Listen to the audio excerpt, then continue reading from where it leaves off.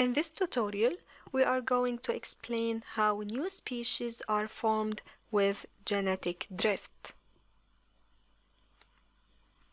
Genetic drift describes the change in allele frequencies in the gene pool of a population, and this due purely to chance events and not selection pressures.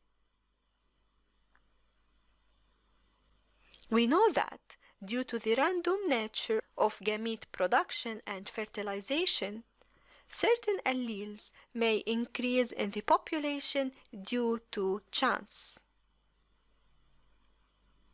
Now, the effect of genetic drift is more prominent within small populations because chance has a greater influence, whereas in larger populations, the random fluctuations even out across the whole population.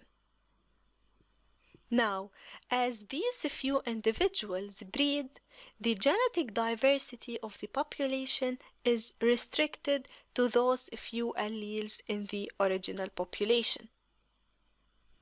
As there are only a small number of different alleles, there is not an equal chance of each being passed on.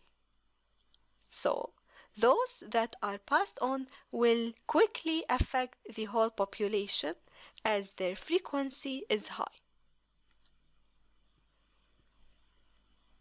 Now, any mutation to one of these alleles that is selectively favored will also more quickly affect the whole population because its frequency will be high. And this is why the effects of a genetic drift will be greater and the population will change relatively rapid. And this will make it more likely to develop into a separate species.